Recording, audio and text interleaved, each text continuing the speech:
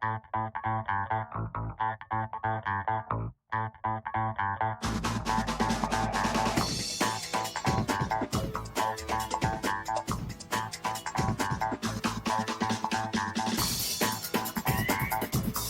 everyone doing today? I think it's working. I believe it's working. Yeah. Yeah. It's actually, we're actually, we're not as pixelated as usual, which is That's actually true. very good. I can see my head moving. Let's hope you can hear us. That's the trick. Technology. I love technology. Sorry, we're a little bit late. A couple of minutes late. Because of technology. Yeah. That's fine. A little late for episode 8, but this episode is Choose Wisely. Yes. Why? Choose wisely.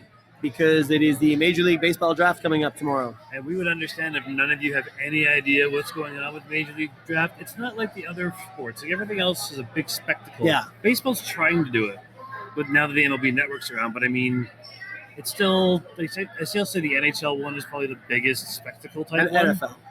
You think so? Oh, NFL is for sure. Oh yeah, I guess NFL is for sure. Yeah, they have like a whole section of Chicago or whatever city they're doing devoted to it. Yeah. So people don't know about baseball players generally, especially in Canada. And the fact that there's like a million rounds as well. Yeah. Well, actually, they're lessening them. They've calmed it down. Like there's 30 plus rounds. Like some there's been 43 rounds. There's been 60 plus rounds. Yeah. But yeah, it's a little ridiculous. Yeah. So anyway, we'll get into that in a little while. Yeah. But last week we both thought that we were going to have some kick-ass week going on. Yeah, and we took a beating in Oakland accidentally. Yeah. And we redeemed ourselves in Seattle. So on the week it was 3-3. Yeah, I wonder if there were any Seattle fans actually in the bleachers because the numbers are saying it was $120,000 for 3 games. It averages at the 40,000 players. Yeah, 40,000 people. Yeah, per game. Per game. That leaves you with about 10,000 or less seats for the Seattle fans. Yeah, sucker. That's all right. Yeah, and they made a crap load of money off of it by doubling the ticket prices for going into the series. So Seattle did well enough, And yet again, it's kind of like, the Jays aren't a big market team, although they do have 2 home stadiums. And also a ton of people go down whenever they play. A ton of people from Winnipeg go down whenever they play Minnesota. Exactly. Huge. I'm sure there's some Albertans at this one as well, probably. Yeah. Someone down them. So good on you for showing up and showing off and letting Seattle know that we're really a baseball town and they're not. Because they could do anything. They could have not sold the Canadians. They could have done all kinds of stuff. They choose not to. So suck up. No. So last week 3-3. The Yankees had a killer week last week. They went 5-1. The Yankees just destroyed Baltimore and Boston last week by 59-12 in terms of runs, and they lost one of those games in there 5-4. Yeah. So they were close, but I mean they were winning games like 16-3, 14-3. Yesterday, Aaron Judge. That's right. He had 4 for 4, 2 home runs, one of which was a 498-foot home run, which in the quote-unquote StatCast era is the tie for the second longest home run with Bryant from the Cubs. Chris Bryant from the Cubs. Chris Bryant. The longest one ever is 504 feet, and that was hit by, of course, Giancarlo Stanton. That was at Dodger Stadium. Yeah, he knocked it over Dodger Stadium. Yeah, yeah. He's just that guy. And last year he had 7 of the 10 longest home runs. Yeah. He hits them hard when he hits them. Yeah, and that's when he hits them. Yeah. But so good on you for that one, Mr. Judge. And it reminded me of how out of place it kind of is for somebody that young to be getting a Triple Crown. Yeah. Already. So he is leading the American League in the Triple Crown categories. So I don't think he'll get it. Obviously, I don't think he'll get the home runs and RBIs, but keeping the batting average, that's always a tough one. Yeah, I mean, Altuve is always up there, and he makes a big push at the end. And exactly. So we're seeing 344, 21 home runs, 47 RBIs. His OPS is 1.168. His on-base percentage is 450. Wow. That's crazy stuff. That's getting into Mike Trout and Bryce Harper kind of territory. Yeah. And I'll tell you one thing. I know people might have heard of Aaron Judge going into this. I don't think anybody thought Aaron Judge was going to be what he is all of a sudden becoming, even though he is a 6'8" behemoth of a man. Yeah. And they now got that special section in Yankee Stadium for the chamber, Judge's Court, where they give them Judge's Chambers. Judge's Chambers. Yeah. Judge's Chambers. Yeah. And they give them all robes for people to show up and sit in the section to be the Judge's Chambers. Well, all power to them, man. If you got a guy that's killing it and he's got a name to play on, then why the hell not? Well, if you want to talk other stats that are being killed on right now, it's 2 interesting ones. You want to talk longevity. Max Scherzer became the third fastest man to hit 2,000 strikeouts. Yeah. Behind Pedro Martinez and Randy Johnson. So Randy ended up second. Yeah. I don't think he's going to pitch to overtake Nolan Ryan anytime soon. Well, that's 4,000 strikeouts. That's 5,714 strikeouts. 5,000 Yeah, strikeouts. not going to happen. Yeah. You're not going to pitch for like 29 years or whatever it would take to do that. So, but I never really thought Scherzer would be that guy, but he's that guy. Yeah. And the other interesting one was from Cincinnati. Yeah, Scooter Gennett. Scooter Gennett has what they're calling could possibly be one of the greatest single season games in the history of baseball. Yeah. And he's a kid from Cincinnati. Yeah. Was drafted. He was drafted by Milwaukee, and Milwaukee ditched him at the end of last year. Cincinnati picked him up on a waiver to replace Brandon Phillips. Gave him Brandon Phillips' number, which apparently pissed off Brandon Phillips, who's playing for the Braves now. So who gives a shit? that kind of, just the way you said that, it kind of reminds me of Ace Ventura. He gave him his number, taught the Dolphin how to kick a field goal, and there we go. So if Brandon Phillips dresses up like a woman and tries to kill people later, yes, then we'll know it's something because of weird's that. going on. Yeah. But I mean, it's he had 10 RBIs, went 5 for 5 with 4 home runs. The 17th player to hit 4 home runs, which is even rarer than the perfect game. Yeah, and that's saying something because perfect. It's just they're all about the same, like 17, 18 games, whatever it is. But Delgado is the only one to do it 4 for 4. Yes. Like where he was only 4 at bats, and all 4 of them were home runs. Yes. Other people have had 5 at bats and 6 at bats, whatever. But sometimes gone 6 for 6. Yeah. I think Mark Whitten. When he did in 93, was 6 for 6, I believe it was 4 home runs and 12 RBIs, most RBIs in any game, or any single game. Yeah. Which is probably at least 1/8 of his career total. Yeah. I mean, he did 105 home runs. But then he'd also done, that was the first game of a doubleheader as well. So I think he ended up with another 5 RBIs in the second game to give him 17 in that one day. Yeah. So it's all about the stats today, and of course it's 40. Was it 45 years ago today? I think we said it was. Exactly. Yeah. 45 years ago today, Doc Ellis of the Pittsburgh Pirates threw a no-hitter. What is great about this no-hitter? When he walked 8 people and also hit another guy. He was on acid. He did it on LSD. LSD. There are many things that I could do. I want us to have like a wavy effect for that one, but it didn't really work. Or just different colors popping out of nowhere. But it's not an easy thing to function on LSD. You can ask, a lot of people in the 60s. For that, I was going to say sure. any living member of rock and roll. Yeah, pretty much. From the 70s. Yeah. Apparently, so I don't know how he did it. I'm flabbergasted that anybody could pull that off. You were saying that there was a point where he thought that he was pitching to Jimi Hendrix, and Jimi Hendrix was swinging his guitar. Swinging a flaming electric guitar, apparently. What else to say here? He's 5 hitters into it. He nailed the first 3 and he's done all kinds of crazy stuff. Doc Ellis is a very interesting character to begin with. He was told by Commissioner Bowie Kuhn in 1973 not to wear hair curlers on the field. Why a man is wearing hair curlers in the first? I guess you got to get that. How did they not know he was on acid? How did just based on that? How do you not? Well, that wasn't the acid. I know, but just just based on that. He did it against the Padres. They're calling it the A.J. Burnett special, walking 8 batters and hitting another one. It was the first and only no-hitter of Ellis's career. I like the first and only. Well, if it's his first. If it was his only. No, but I mean, he only had one. If it's his only, it's his first. Yeah. So, yeah. Certainly the lone MLB no-hitter pitched under the influence of LSD.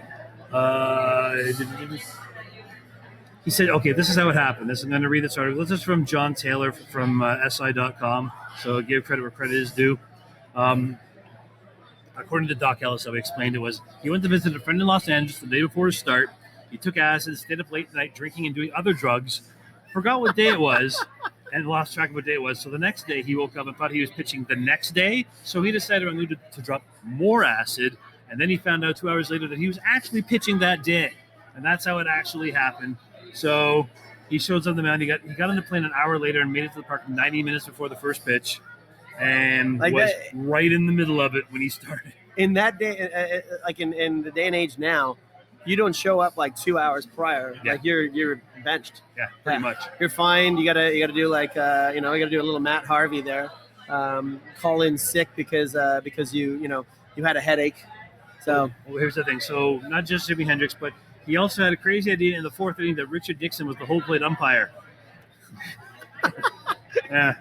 So Tricky Dick was apparently umpiring while Jimi Hendrix was swinging a flaming guitar at his fastballs. it's random that that he played for Pittsburgh because obviously we're a baseball show, but the Penguins won the Cup last night. Right. As you pointed out, there's only 3 cities that have Goals. one franchise and a bunch of things that have won 5. 2 cities. No, 3. 2. Pittsburgh. Yep. Boston. Yep.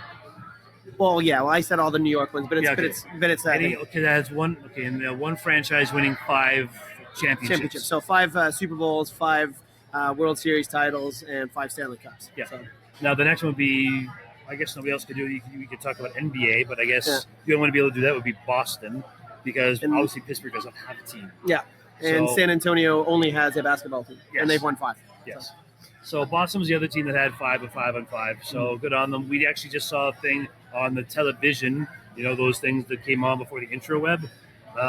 They showed the New England Patriots Super Bowl rings you're getting, which has it's all diamond encrusted, as everybody knows, but it's got 5 footballs for the 5 championships that they've won with Tom Brady as a quarterback. Wow. It's all made of diamonds. It's god awful. It's gaudy looking, Yeah. and it'll go for like at least $300,000 or $400,000 eventually, somewhere down the road. Oh yeah, But I digress. And you're gonna have like one player eventually that's gonna come into some money troubles, and then he'll say that his ring got stolen, but he Oh. sold it on eBay and whatever. Speaking of players coming into money, Mhm. it's draft day today. Tomorrow. No, it's today. Oh shit! Yeah. it Today is the draft. What is it? Today is the 2017 MLB draft, starting at 7 p.m. So an hour after this, they'll I be had the dates starting. from. Yeah. Yeah. So it starts up, and as usual, most of us don't know anything about the players going into the draft. We know One a day few. off. Apparently, I was Doc Ellis. I thought it was the next day. Yep, Um, exactly. We're not on acid right now. No. Just in case. The Jays pick 22nd and have a supplemental pick at 28, which Because is of the Edwin. Encarnacion trade. or signing that trade. Yeah. Oh well, yeah. Yeah. But the Jays, they've been middling in terms of their picks. We did a little research. I mean, obviously the picks last year. Our first pick, like the Jays' first overall pick was 21st. Was T.J. Zeuch. He's actually in Dunedin right now as pitcher. He's 3-3, a 3.23 ERA, 42 Ks, 14 base on balls, and a 1.321 WHIP. After that was J.B. Woodman, an outfielder, who's in Lansing at this point in time, hitting 262 with 5 homers, 27 RBIs. Then 3 was Bo Bichette, part of the family pack Yep. that we have. Who's killing it and killing it even more yeah. this last week. He actually his batting average actually went up. He's now hitting 388, 6 homers, 39 RBIs, and 7 steals. So he won't be long for Lansing. It doesn't look. No, he's going to be finishing at a higher level this year. for sure. Zach Johnson, third rounder, right-handed pitcher. He's being used essentially out of the bullpen. Yeah. He's in Lansing as well. He's got 3.15 ERA, 1 save, 25 strikeouts, and he's looking okay actually. Cool. Joshua Palacios is not. That was our 5th pick, and he's in Lansing. He's batting a whopping 195. Yeah, well, it's still early. 0 homers, 14 RBIs, and 3 stolen bases. So apparently he's got a little bit of speed and nothing else. So if we're talking draft-wise in terms of Blue Jays, that's what you've got going on. They're calling it more going to be like a JP Ricciardi style draft. Yeah. This year it's going to be a lot of college pitchers probably, maybe high-end athletic outfielders for high schoolers kind of thing. Mhm. But I think they're going to get a few more arms in the draft because Yeah. we do a lot of position players now. And arms are a great commodity to have in general. So Well, I think you're going the- to see a college arm and a high schooler going in there. Yeah, At there's 28. that's the thing. It's like there's no Bryce Harper, there's no Steven Strasburg, there's no like killer that's coming out first round. So after the first 5 picks, anything can happen. And if you want to Anything be Canadianized, the kind of thing, there's like 5 guys to look at. Right now they're looking at a guy named Landon Leach. Landon Leach. Landon Leach from Pickering, Ontario. Probably he's ranked number 85 on Baseball America's top 500 draft eligible players. Okay. So you're looking at third rounder, possibly second rounder. Adam Hall from London, Ontario. He's ranked 99th. My favorite name, Zach Pop. From Brampton, Ontario. He's a right-handed pitcher. And the odd thing about this... And that's the thing, is that with a name like Pop, you should be a home run hitter, but he's not. He's a pitcher. But here's the weird thing, because usually draftable players from Canada are BC-led, because they get to play year-round. These are three guys who are from Ontario. Yeah. So Zach Pop plays at Kentucky. He apparently was drafted by the Jays 3 years ago, went back to school. Next guy is Jason Willow. Here's your first Victoria native. He's ranked 271. And the fifth guy they say to keep an eye on is Clayton Keys, who's entering his second draft. The Jays chose him 17th. He's from Calgary, this kid. He's originally committed to Central Arizona Junior College, but stayed in Calgary for a fifth year of high school. The Okotok dog product. Okotoks. O-K-O-T-O-K-S. The Okotoks dogs. He's 3'11 in the top 500. So not a lot of big-time Canadians. No James Paxtons, no Tyler Beatties, no even Jameson Tyones coming in this draft. But it's nice to see the Ontarians getting up there a little bit, because we were always being killed by the BC guys. Yeah. So good on you, Ontario, for the Toronto, Ontario team that plays.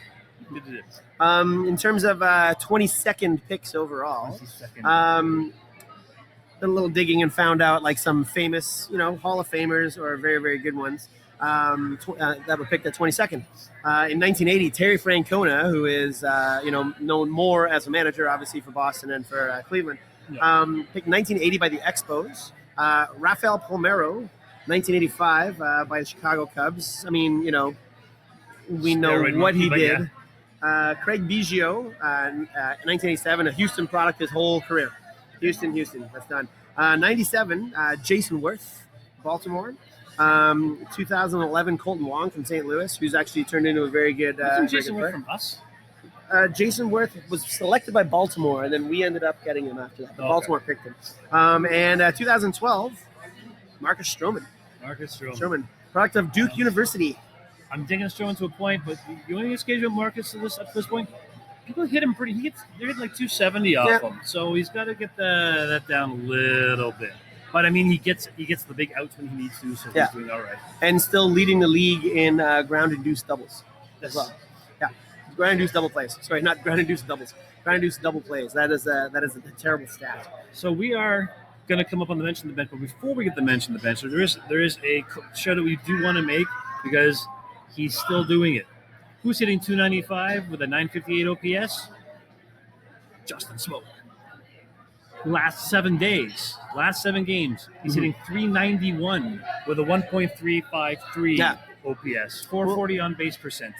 He had a couple in the one game on Saturday. Slugging 913 his last 7 games. Yeah. Okay, so is this really the Justin Smoak we're finally going to see after 10, 12 years? Here's my assessment of it, right? Because the past couple of years, he has been, maybe it's going to be me, maybe it's going to be Chris Colabello, maybe it's going to be me. When you give the player the security of knowing they're going to be the everyday starter at a specific position, look what it did for Encarnacion. Look what it did for Jose Bautista. But we did that. Seattle did that with Smoak when Seattle had him. But I mean, for some reason, it works for the Jays. Like whenever we get we can do a big reclamation project. We can turn guys into hitters. It's the way thing. You look at Zach Kozart, who's hitting 348 right now in the National League. Normally 246 hitter. All of a sudden, his walk rates are up, his strikeout rates are down, which is what's happening with Smoak. So is this the new magical 31-year-old clickety-click Barbara trick that just popped into my head, and now I know what I'm doing? Because that's what it seems like.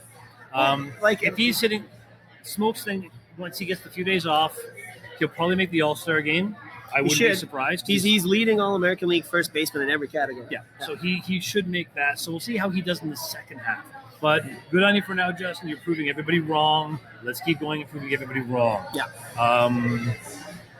Yeah. So good one. So now we got our mensch from the bench.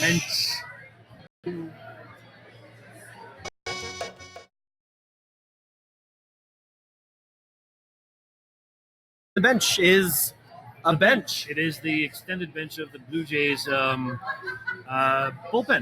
As you go, let me pull these things up.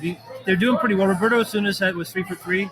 As soon as for saves, he's 16 on the year, but 3 for 3 last week. But if you're talking our team pitching, So we're on the interweb here, and it's very, very dead air, dead Yeah. air, dead air, dead air. dead Okay, air, so we're talking last week. This is just the last 7 games alone.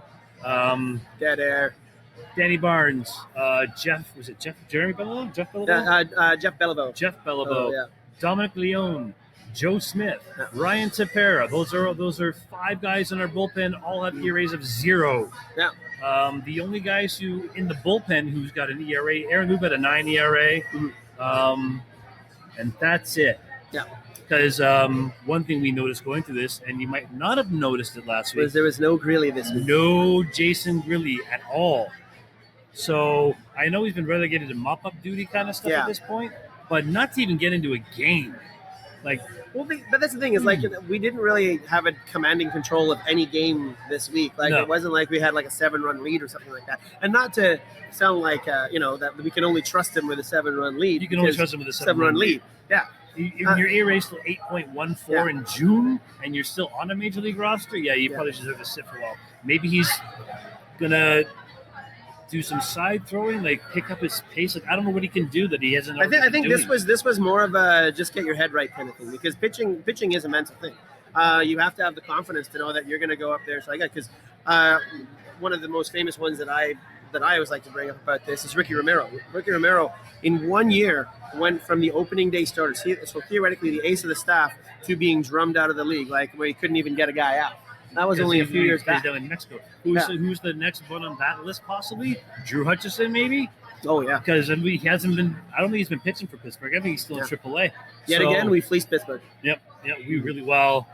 We'll see how Liriano does, but he's kind of iffy. Doing this better year. than Hutch. Yeah. Well, his ERA is almost 6. Well, actually, mentioning fleecing. So did a little work, did a little digging in and trying to find out Jay's prospects or Jay's draft picks, essentially in the first round, that are still playing in the league. And we're only going to go back to a specific date because I mean, you go back to the '90s, and obviously they're not playing in the league, right? But Jay's first rounders that are still playing in the league.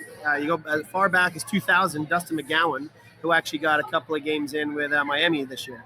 Aaron Hill, 2003, he was a first rounder, and he's still playing second base for Arizona. Brett Cecil, yeah, he's in Arizona again. Yeah, back in Arizona. Oh, I thought he went to San Francisco. Back in Arizona. Holy crap. Back in Arizona. Wow. Brett Cecil in 2007. Who just went St. Louis this year. We actually drafted him in 2009, but he went back into the draft, James Paxton, and then was picked up by Seattle. 2010, there was a trio of pitchers, Aaron Sanchez, Asher Wachowski, which we faced the other day in Cincinnati. I like the name Asher Wachowski. And Noah Syndergaard, which we're all still, upset about. 2011. He's still hurt. Yeah. So, 2011, Joe Musgrove, who's now in Houston, and Jeff Hoffman, who went over to Colorado for the Tulowitzki trade. Tulowitzki, yeah. But we're looking at some late round steals as well. I'm calling you on your Aaron Hill. Look it up. These are the entire roster for the Arizona Diamondbacks from this year. There's no Aaron Hill on that list. Is he in San Fran then? Yeah, I'm pretty sure he's in San Fran now. Bastard. Yeah. You were thinking West. I'm thinking West. That's the West. But late round steals of note that are Hall of Famers. The number one steal of all time. We'll save that one for later. Yeah, Save that one for later because we're going in sort of descending order. So one steal that we talked about last week at 402nd spot drafted, Albert Pujols. He's got more home runs than the spot that he was picked, and he was picked very late. 594th, Andy Pettitte by New York, and he, what he did. Ryan Sandberg, 511th, drafted by Philadelphia, but obviously more known for the Cubs. Yep. John Smoltz, 574th, drafted by Detroit, who gave him up for Doyle Alexander. And a crafty right-hander. Yeah. You will never see a pitcher like Doyle Alexander again. Yeah. He was crafty and old, but turned into a Hall of Fame pitcher for Atlanta. Yep. A Jay was on this, but not drafted by the Jays. But Mark Burley was picked 1,139th by the Chicago White Sox. And reading the scouting report at the time on him, they were saying that figures are going to be able to figure out his middling fastball. He has no movement and no strikeouts. Oh, middling, all right. Yeah. And then eventually, 1,390th, picked last by the Dodgers, but not last overall, As but a in the last favorite of round. Tommy Lasorda, Totally favorite, yeah. Mike Piazza. Yeah. who is the greatest home run hitting catcher of all time. Yeah. Was actually a very decent defensive catcher for a long period of time. There will be nobody better than that. And you were mentioning between Ken Griffey Jr., what you said, and Mike Piazza. They both got into the Hall of Fame on the same ballot, Yep. and a first overall selection and one of the last ever I think he was the last. He wasn't. He was the last pick of the Dodgers Dodgers of that draft, but he was fifth last. Yeah. So he wasn't the last overall. So Still. it can't get much. Actually, that'll be the first part you're ever going to get now because there's Yeah. no more 60 rounds anymore. Yeah. He was a 62nd round draft pick. And picked because Lasorda was buddies with his dad. Yeah. Like that's amazing. That's just one of those crazy ones. Yeah. I know Don Mattingly was also chosen later rounds. Yeah. There's been a few guys. Frank Willis a few later rounds. There's a lot of them you'll see sporadically thrown in through baseball. Those ones are pretty predominant ones from our past. So good on them. So this week coming up, we've got highest draft, the one you mentioned before, highest drafted Blue Jay ever. Number 2. Oh yeah. In 1978. Lloyd Mosby. Yep. Yeah. Number 2. We've never picked number 1. We love Lloyd Mosby. Shaker. Yeah. This week we are home. No game tonight, but we've got a game tomorrow. Starting a 3-game series with Tampa Bay. Yeah. Jacob Faria goes on the mound for Tampa. He's only on his second major league start, so let's knock the crap out of this guy. And he's going against Marco Estrada, and Marco needs a bounce back. Yeah. He's had 2 bad starts over the last little bit. He's got an ERA over 4 now. Yeah. He's slipping. He's still got the residual numbers, like good strikeouts to walks and whatnot. Yeah. I think his BABIP is probably a little bit higher right now. Yeah. Let's hope he can kind of settle back into where he's supposed to be. And then essentially one of their aces, Jake Odorizzi. He's always been a decent pitcher going against Liriano. And same thing, Liriano needs a bounce back. But game 3, Jose Quintana, and it's TBD. We don't know who's going up with him. So it could be possibly Aaron Sanchez. Yeah. If it's not Aaron Sanchez, it'll probably be a Genie. Yeah. So they're leaving that up to. I still say it's Francisco. If San Francisco doesn't start, if he's kind of iffy, he goes to the pen and Biagini stays in the rotation. Yeah. I mean, you'd have to do it like that. So prediction, I say 5-1. I'm going to say 4-2. Tampa Bay always seems to get our goat. I'm a little worried. I think this is when we're going to do it. Anyway, kids, we got to go. Choose wisely, Jays. Yes. Remember to catch us on Twitch, catch us on Facebook, catch us on YouTube, and on the Loose Moose website. Thank you, Loose Moose. And next week,